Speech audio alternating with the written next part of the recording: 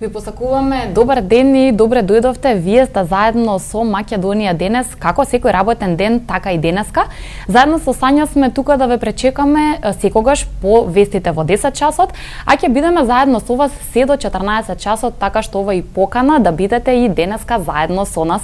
Денес е ден петок, ја завршуваме оваа работна недела, верувам и нашите обврски, така е Сања, ние ќе заокружиме убаво. Токму така. Тоа што еве веќе неколку денови сме заедно со вас во Македонија денес, се надеваме дека убаво ќе продолжиме и од понеделник.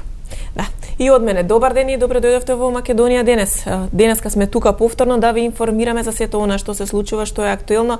Имаме интересни содржини, токму поради тоа останете со нас. За самиот почеток на денешната Македонија денес ве поканувам да заедно ги проследиме најновите информации од нашите пријатели од Автомотосојузот на Македонија, да видиме каква е состојбата на патиштата, дали се уште има некаде забрани, кои се проводни патишта, дали има некои кои што не се проводни, а за сето тоа ќе ни информира Ангела Темелков од Автомотосојузот. Ангела, добар ден, дали сте на линија? Добар ден. Повелете во програма сте, каква е моменталната состојба на патиштата низ републиката? Значи, сообраќајот на државните патишта се одвива отежнато во зимски услови, повлажни коловози со остатоци од кашен снег на патиштата, но сето тоа се расписува по интервенција на дежурните екипи од Македонија Пат. Забрани за тешки товарни возила нема во овој момент на ниеден патен правец, така да АМСМ препорачува исклучително внимателно возење, прилагодена брзина на движење и почитување на поставената сообраќајна сигнализација на оние места каде што има работи на пат, а тоа се патниот правец Неготино Војшанци, Кучка Неготино до Кучка Демиркапија, на обиколницата Скопје, Куманово Скопје, село Кадрифаково, Кучка кај село Три Чешми, Кадрифаково Штип до село Три Чешми, делниците Свети Николе Штип и Велес Кадрифаково. Значи, интензитетот на сообраќај на патните правци надвор градските средини е умерен, а на граничните премини во овој момент нема подолги задржувања за влез излез од државата. Тоа е се учинала од информативниот центар на АМСМ, да ве потсетиме на дежурните телефони 1961 55 55. На сите оние кои патуваат им посакуваме среќен пат и препорачуваме внимателно возење, а на вас убав работен ден. Ангела, ви благодариме за јавувањето и за информациите. Ние секако им порачуваме на нашите гледачи исто така безбедно да возат, да се придржуваат кон препораките кои што вие ги упатувате секојдневно до нив. Јана, продолжуваме понатаму? Да, продолжуваме да слушнеме малку повеќе за времето. Беше најавено дека денешното утро ќе биде малку постудено во однос на претходните и навистина беше така, но какво време ни предстои и до крајот на денот, а и во текот на наредните денови ќе ни кажат нашите пријатели од управата за метеоролошки работи. Дали имаме некого на линија од кај нив? Добар ден. Добар ден, се слушаме, да. Ве слушаме, повелете со вашите информации. Така, благодарам. Во текот на денешниот ден времето ќе биде сончево со ќе биде променливо облачно со сончеви периоди, ќе дува и слаб ветер претежно од северен правец, а максималната температура ќе достигне во интервалот од -1 до 6 степени. И во Скопје и околината ќе биде променливо облачно со сончеви периоди, а максималната температура ќе достигне до 1 степен. Во деновите од викендот ќе преовладува сончево со умерена облачност, меѓутоа предпладне поделни котлини ќе има појава на магла. Утринската температура поради разветрувањето ќе биде пониска, ќе биде насекаде под нула и ќе се движи во интервал од -13 до -5 степени, додека дневната ќе биде без поголеми промени во однос на денешната, ќе се движи од -1 до 5 степени. Во Скопје и околината утринската температура ќе се спушти некаде околу -11, дневната ќе достигне до 1 степен. Доколку тоа беше се, ние ви благодариме за вклучувањето, секако дека во текот на денот повторно ќе се слушнеме со најновите информации кои што имате да ги споделите заедно со нас. Ние секако сме подготвени, можам уште на самиот старт да најавам дека и првиот наш денешен гостин и соговорник е навистина интересен. Ќе слушнете убави совети, токму поради тоа ве поканувам уште еднаш да останете понатаму заедно со Македонија денес.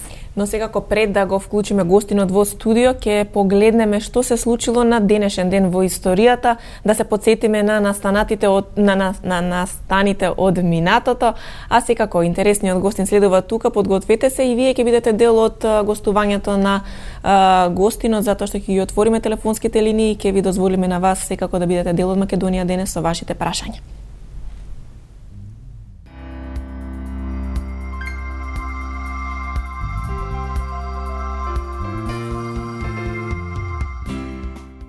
Петок, 20 јануари е 20-тиот ден во годината според Григоријанскиот календар.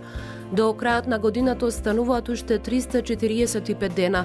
Денот трае 9 часа и 35 минути. Сонцето изгрева во 6 часот и 57 минути, а заоѓа во 16 часот и 32 минути. Месечината изгрева 2 минути по полноќ, а заоѓа во 11 часот и 20 минути.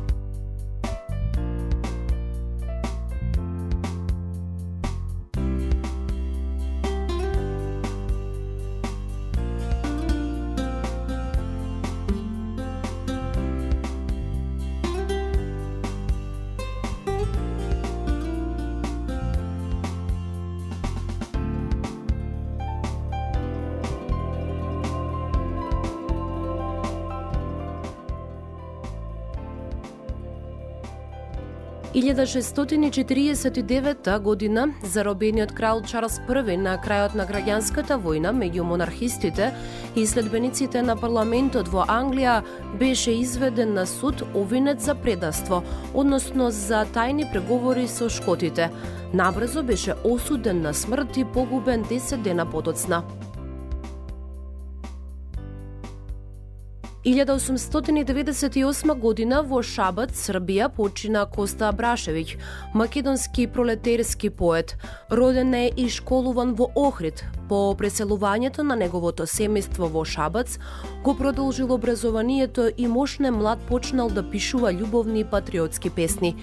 Пишувал на српско-хрватски јазик и еден е од најзначајните поети македонци кои твореле на друг јазик. 1900 година почина англискиот сликар и критичар Џон Раскин. Тој сметаше дека само здрав народ може да создава големи уметнички дела. Се залагаше за образование на сите слоеви на народот и ги критикуваше економските и политичките сваќања на утилитаристите. Негови дела се Модерен сликар, Камените на Венеција, Две патеки, До последниот, но и многу други. 1902 година роден е Назим Хикмет, писател и револуционер, еден од најзначајните турски поети на 20 век. Ги напуштил традиционалните форми и прв го вовел слободниот стил на стихот. Поради револуционерните идеи бил осуден на 28 години. Ги напишал делата Џоконда и Сиен, Следните тројца, Зошто Бенерџи сакал да се убие, но и многу други. Умрел на 3 јуни 1963 година. 1920 година роден италијанскиот филмски режисер Федерико Фелини, еден од најголемите синеисти на 20 век.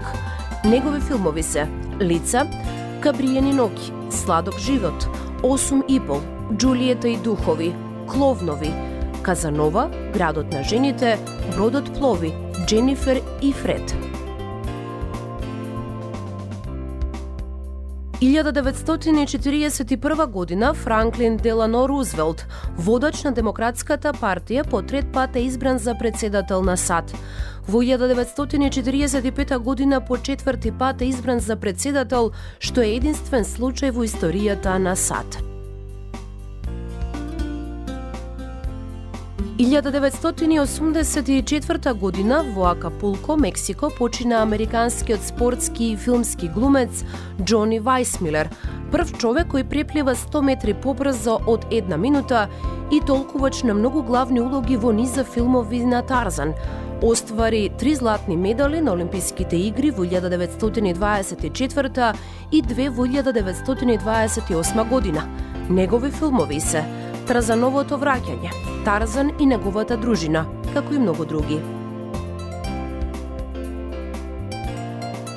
1993 година во Лозана почина Одри Хепберн, американска филмска артистка од холандско потекло, една од најголемите холивудски ѕвезди, амбасадор на добрата волја на УНИЦЕФ. Се прослави со филмот Празник во Рим, за кој доби Оскар.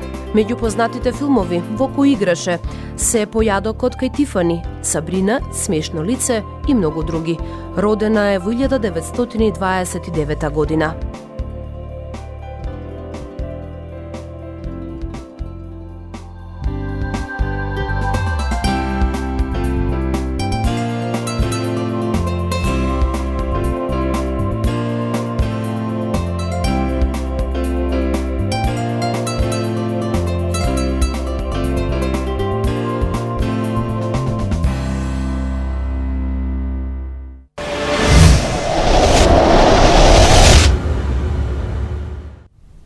Време е да ги започнеме денешните содржини во Македонија денес. Како што напоменав пред времепловот и настаните од денешниот ден низ историјата, ќе имаме навистина интересен гостин, интересна тема и секако ќе ве вклучиме и вас, гледачите на Македонија денес.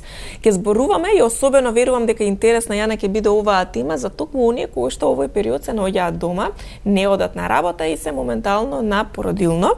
Односно ќе зборуваме за третманот на коса кај бремените жени и што е она што најмногу нив ги засега во периодот на бременоста, доењето, кога се случуваат најразновидни промени во структурата на влакното и на косата. Предпоставувам дека со одредени пријателки честопати се отвара оваа тема. Советите се секогаш добре доедени. Да, овој проблем секако опаѓање на коса постои и кај мажите и кај жените, меѓутоа ние жените веројатно многу почесто говориме за него, бараме совети, читаме совети и така натаму. Периодот на бременоста секако е специфичен, тогаш настануваат промени, доаѓа честопати до губење на косата, па како да се справите со овој проблем? Денеска ќе слушнеме совети од нашиот гостин и соговорник и посакуваме добри ден на доктор Елена Арсова, трихолог.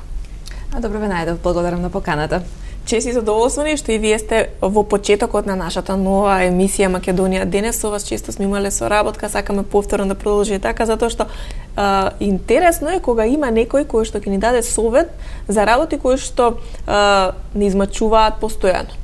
Особено како што напомена Јана, ние жените знаеме да испаничиме доколку можеби малку повеќе косата, односно губиме повеќе влакна, иако морам да приметам дека и кај мажите секако тој проблем е доста застапен. Чести тие се повеќе посветуваат внимание на својата коса и како да ја негуваат и да ја имаат, што е најважно, подолго во поголем број на својата глава. Секако.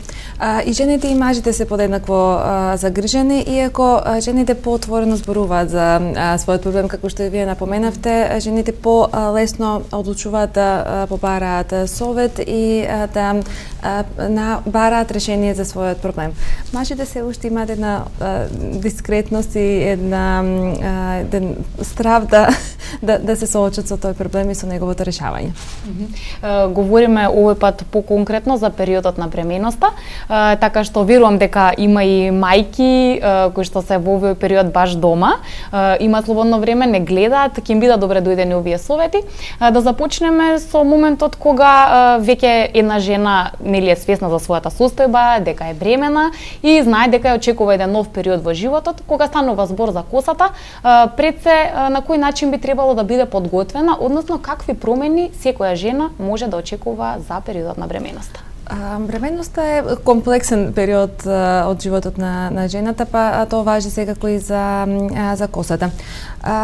Во текот на бременоста, кај најголем број од жените, косата е преубава. Значи, жените уживаат во бујна коса, полна со волумен и исто така со подобар квалитет.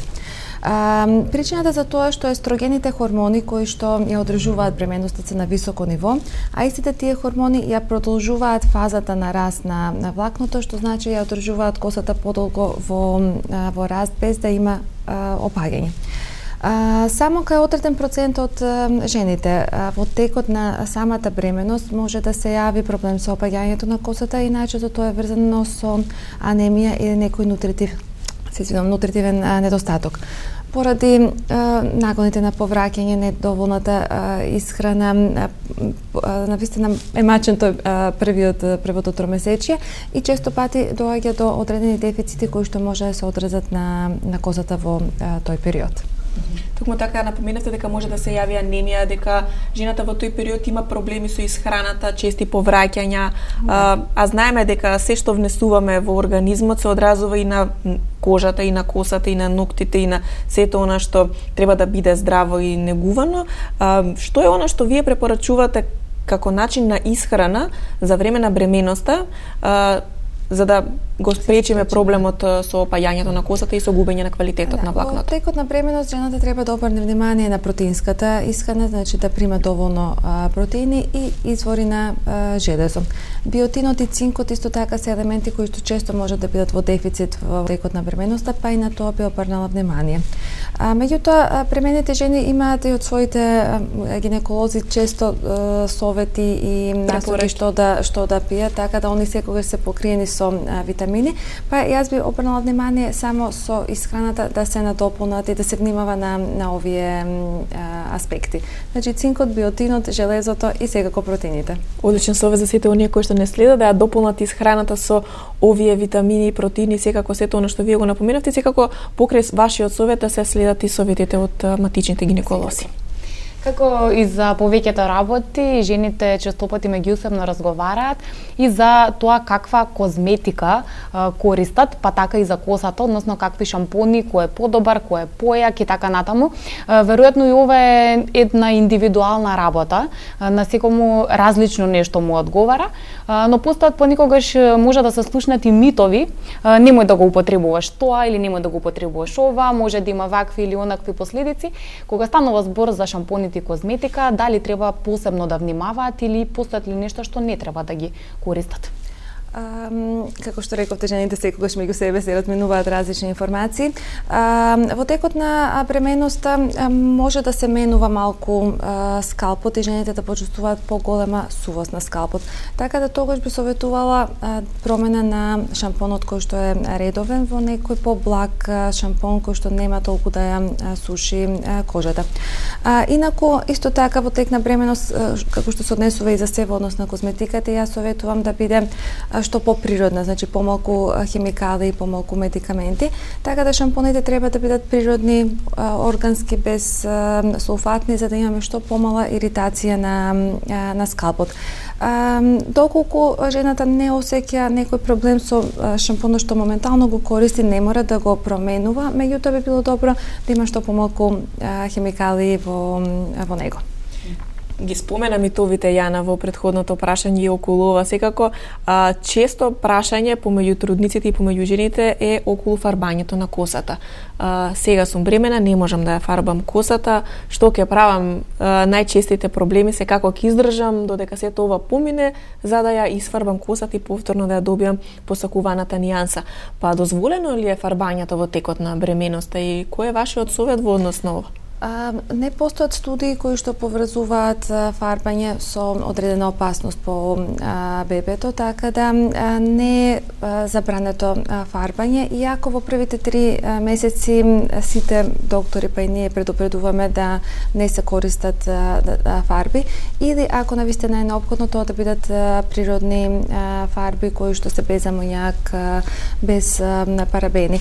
Така да сега имаме на располагање разноврсна козметика, фризерите исто така имаат различни палети на фарби и би било подобро во текот на бременоста да се пренасочат кон производи кои што се помалку токсични. Меѓутоа да не се загрижени, значи ми се случува жената се уште да не знае дека е бремена, да изфарбала косата и да користела некои производи, значи да не се загрижени поради една апликација на фарба. Навистина нема студии кои што кои покажуваат директна поврзаност, меѓутоа зошто да не преземеме мерки на внимателност.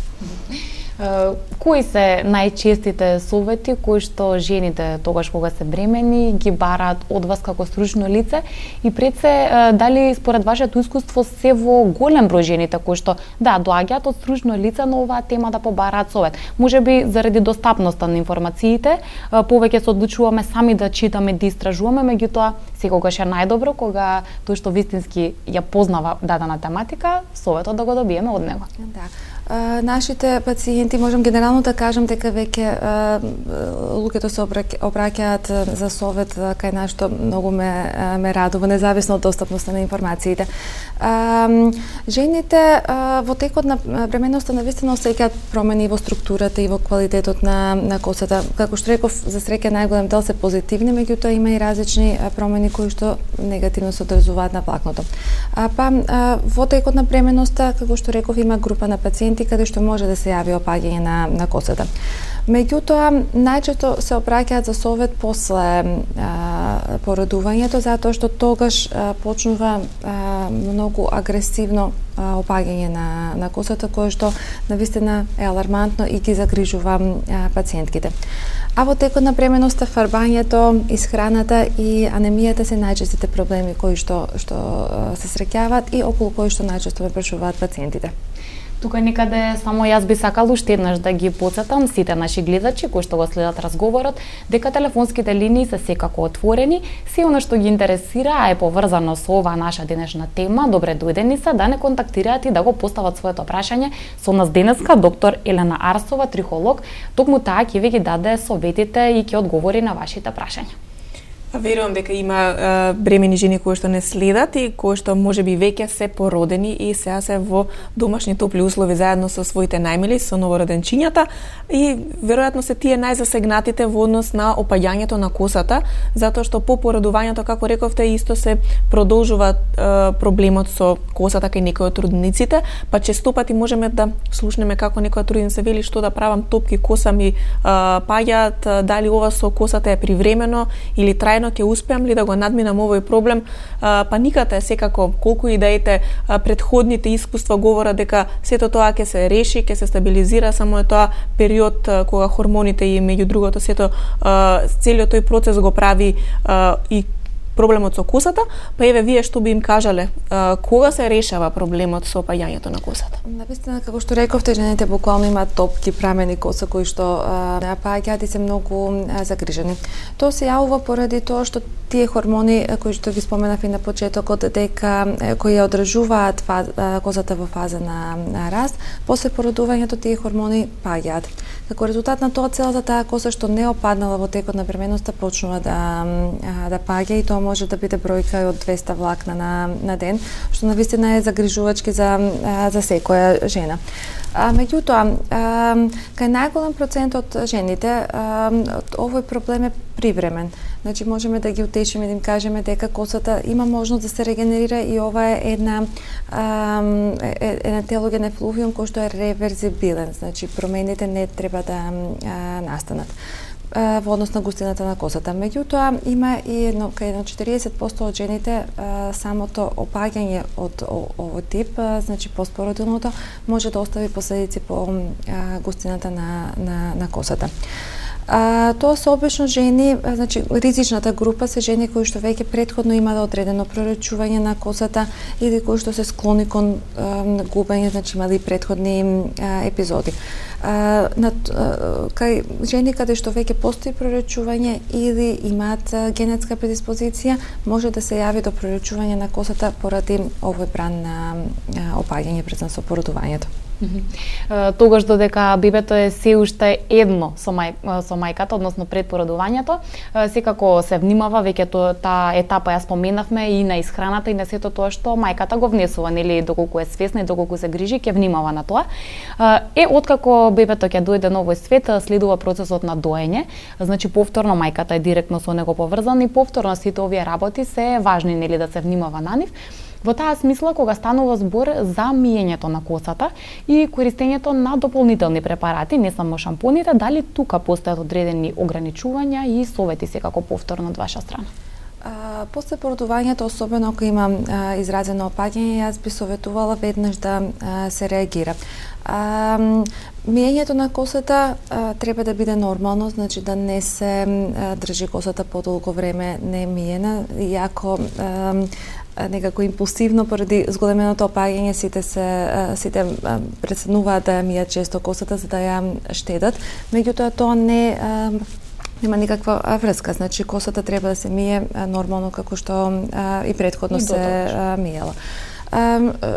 Комоцијата во однос на шампоните после породувањето е подобра, значи не мора толку да се внимава на хемикали, иако за здрава коса секогаш е добро да бидат природни органски шампоните.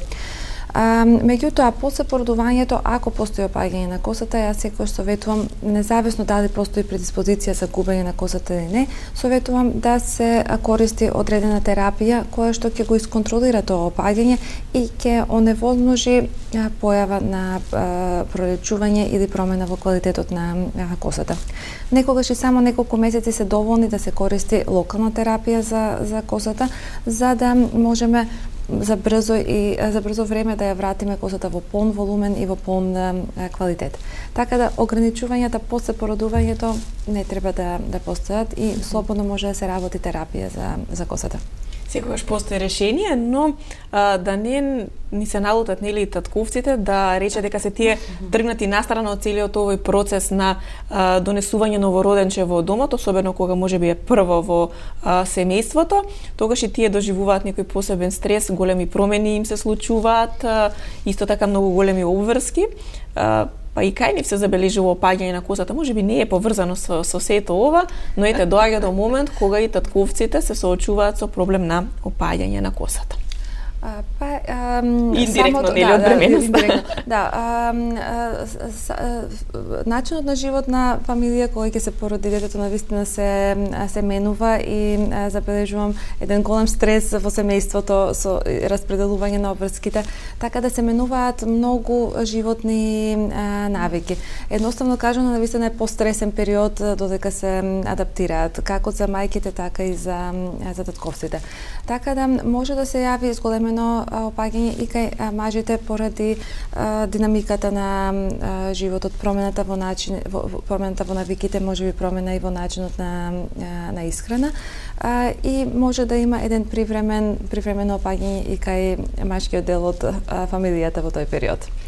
Вие претходно споменавте дека и кај мажите не мора секогаш нели стресот да биде единствен причинител за опаѓање на косата, понекогаш и самите генетски предиспозиции значат дека и мажите знаат во своите порани години, односно порана возраст, да се соочат со овој проблем, меѓутоа како да не се можеби толку храбри да говорат за него и да побараат помош, па тука би побарала од вас малку да ги охрабриме, што би им рекли, како би ги советувале, нели секогаш е добре дојдено да се побара совет и да се подобри ситуацијата. Мажите генерално имаат поголем проблем со опаѓање на косата отколку жените и морат да го надминат таа непријатност да пристапат кон да побараат решение. Затоа што колку порано се почне со третманот и колку порано они се обратат за помош кај нас, толку подобри резултати ќе имаме. Опаѓањето на косата како процес кој ќе отпочне кај мажите знае да биде многу брз и агресивен, особено ако почнува на млади години, и само неколку години, например само за 2-3 години може да настанат трајни промени во функцијата на фоликулот и да не можеме да направиме ништо со терапија за да го решиме тоа. Затоа она изрека подобро да спречиме отколку да лечиме секогаш важи и за косата и треба да се применува и во овој сегмент од медицината. Во секој случај, значи, кога ќе дојде на свет новороденче, родителите, иако имаат големи обврски, им се менува начинот на живот и темпото, мора да се најде време да се направат прегледи, консултации, да детето секако ќе си порасне, ќе си расте, ќе си има здрава коса и тоа ќе ги стекне навиките гледајќи ги можеби и родителите како редовно посетуваат трихолог и се грижат за својата коса. Да, многу често жените во нормално мајчинството е секако приоритет и бебето е приоритет. Меѓутоа, многу често оставаат да поминат неколку години пред да одреагираат за здравјето на својата коса. А веќе после неколку години навистина не можеме да го постигнеме, да ги постигнеме резултатите кои што би можело да ги постигнеме во тие први месеци кои ќе се јави проблемот. Така да би советувала секогаш на време, кога ќе забележат промени, кога ќе го забележат тоа зголемено опаѓање, да се јават барем на преглед. Кај некои жени каде што гледам дека косата се обновува при самиот преглед, при самата трихоанализа, воопшто и не советувам да се дава терапија, значи ги оставам без третман. Меѓутоа барем знаеме дека процесот на регенерација се одвива нормално и ќе се врати комплетно косата. Меѓутоа, ако забележам промени кои што веќе се од друг карактер и каде што има можности да остави трајни последици по косата, тогаш со почнување на терапија рано ние го решаваме проблемот и воопшто не добиваме комплетен раст на косата после терапијата. Така да мора да се најде време, навистина не е преголема обврска за да се решава тој проблем навремено. Секогаш се дава акцент на превентивата, како и за секој здравствен проблем или било каков проблем, најважниот момент. И сега познаваме многу личности, јас повеќе барем мажи, кои што ги познаваме секогаш со бујна и субава коса, а како што и вие споменавте, промената знае да настане наеднаш. И буквално да ни биде и нас неочекувано некаде да ги сретнеме или да ги видиме и да се сосема различни од она што биле. Да, понекогаш и да не ги препознаеме, да не претераме сега нормално и да не обесхрабриме никого. Меѓутоа во таа смисла можеби дали би советувале од прилика која возраст и за мажите и за жените е во ред да ја проверат состојбата. Значи можеби и пред конкретно да видат опаѓање на косата, пред да било какви видливи имани или последици несакани, сепак да знаат каква е нивната состојба и дали можеби постојат предиспозиции, меѓутоа да се делува и пред да бидат видливи. И покај тоа што постоја генетски тестови кои што можат да одредат однапред дали одредена особа ќе има опаѓање на косата или не, сепак нивната прецизност е отприлика 70-80%, па не може никогаш да се каже со сигурност. Меѓутоа, би советувала кога ќе забележат пациентите први промени, мажите пример во линијата на злистоци. Ако забележат дека таа линија полека се продлабочува, се проречува, значи не е како што била некогаш, тогаш да се јават на преглед. Тоа може да се случи на различна возраст. Значи кај мажите секоја возрастна група е ризична.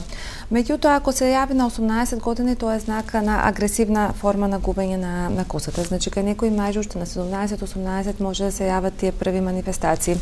Кај некои истите тие истото опаѓање, истата рецесија на залистоците може да се јави дури на 30 години. Така да буквално времето кога ќе се јави опаѓањето кај мажи може да биде различно. Повеќе би ги насочила кон тоа да следат својата линија на челото, линија на косата, да го следат волуменот на самата коса и согласно на тоа да реагираат. Сите приметуваат кога ќе не може да ја направат косата како што порано успевале, дека нешто се случува со косата и дека можеби е време да се превземе нешто. А често се случува кога треба нешто да се превземе, особено кај жените, доколку имаат долга коса и видат опаѓање на косата и промени, превземаат можеби наједноставно решение на фризер каде што ја кратат драстично косата. Колку тоа може да помогне во враќањето на формата или во намалувањето на опаѓањето? Зошто најчесто првиот чекор кој што можеби го прават е кратењето на косата? Реално со кратењето на косата ја намалуваме траумата на самото влакно, затоа што кај долга коса ја фенираме повеќе, ја обликуваме повеќе, така да повеќе механички ја оптеретуваме.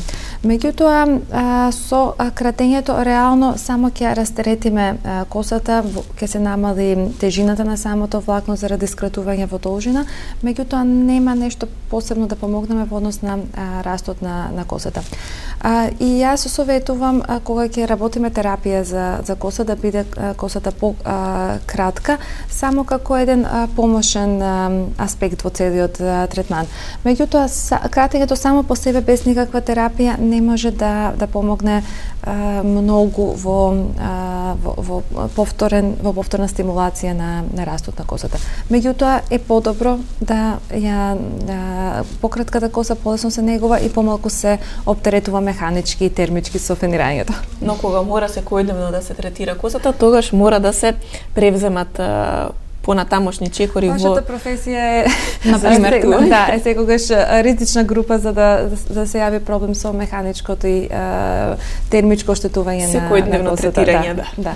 Може ли да се каже кој е идеалниот начин за негување на косата од сите аспекти, и внатрешно и надворешно, кои би биле вака вашите основни и најважни совети во таа смисла, барем да не дојдеме или максимално да ја заштитиме косата? Да не дојдеме до проблеми. Косата е сепак одраз на нашето целокупно здравје, така да балансирана исхрана која што вклучува многу витамини, минерали и протеини е неопходна за да имаме здрава коса. Хормоналниот баланс, тироидните хормони, половите хормони ако се во нормала, исто така косата ќе биде со оптимален изглед. Тоа се некои аспекти кои што се однесуваат на здравјето и кои што се одразуваат на комплетниот изглед на косата.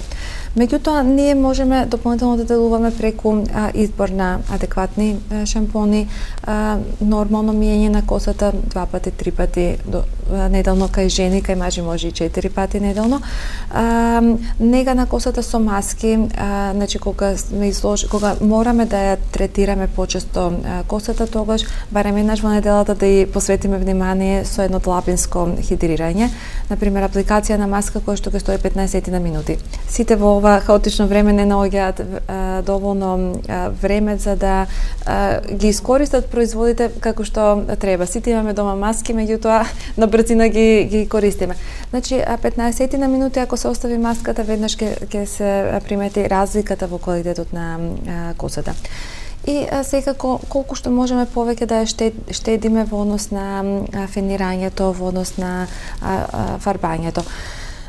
Не значи дека треба да ја запуштиме косата, меѓутоа, ако не мора тој ден да ни биде изфенирана или исправена со пеглите за коса, тогаш може само да се собере косата, да се обликува во некоја по-лесна варијанта на фризура, за да не мора да се оптерети толку влакното. И на косата да дадеме слободен ден, секако да одмори.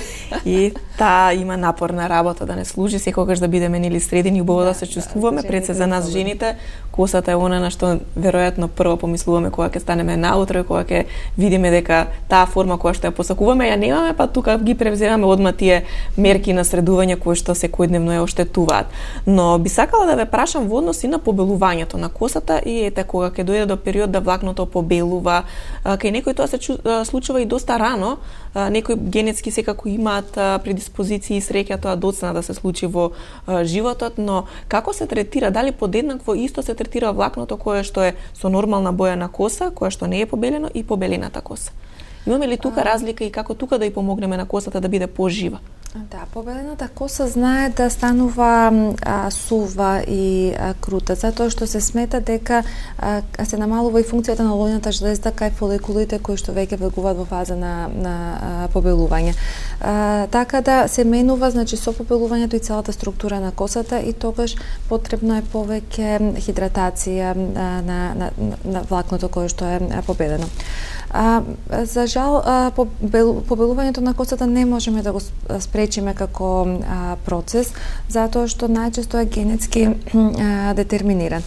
И ако кај одредени заболувања како проблеми со тироидна жлезда, недостатокот повторно железо B2, B12 може да доведат до порано и побрзо побелување на косата.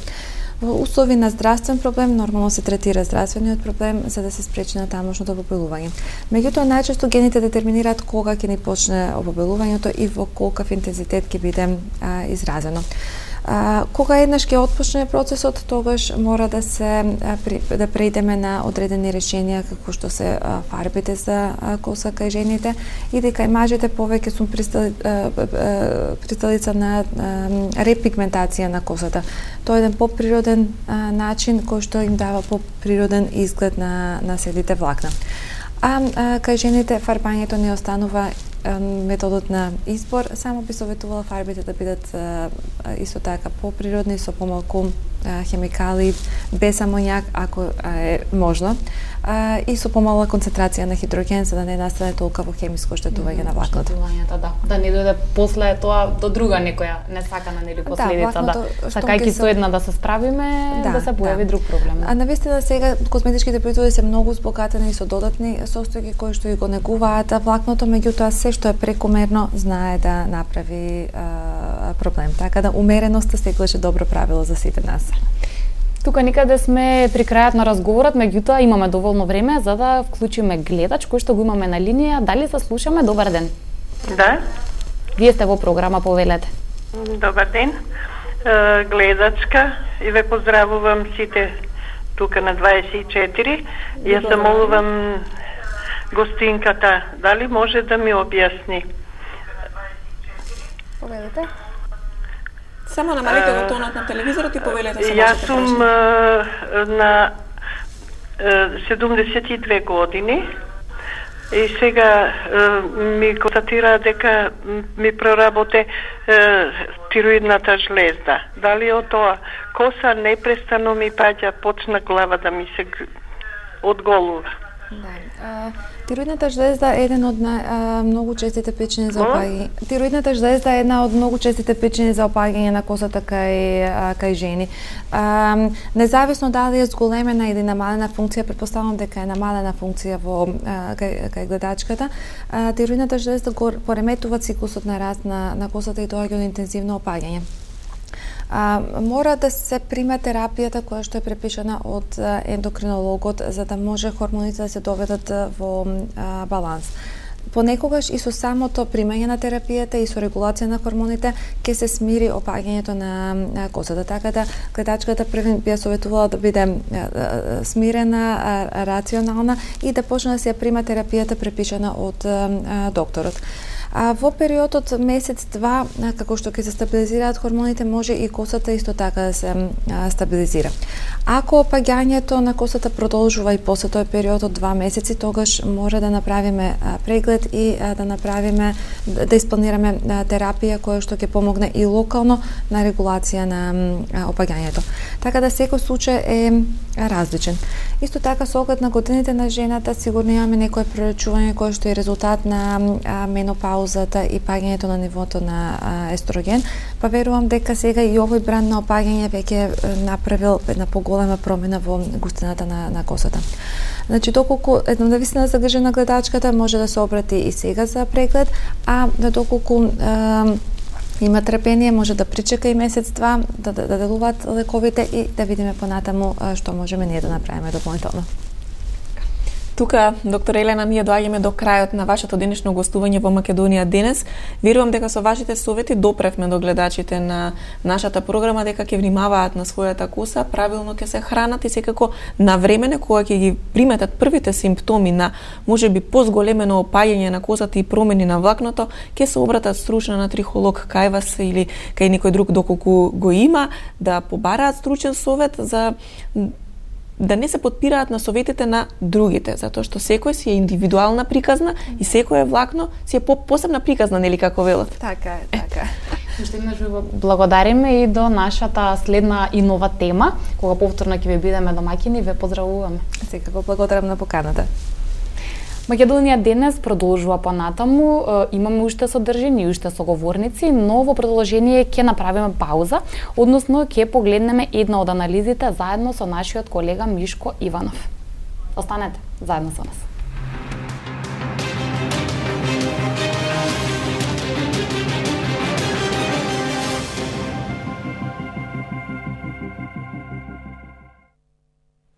Добра вечер. Специјалното јавно обвинителство го повлече обвинението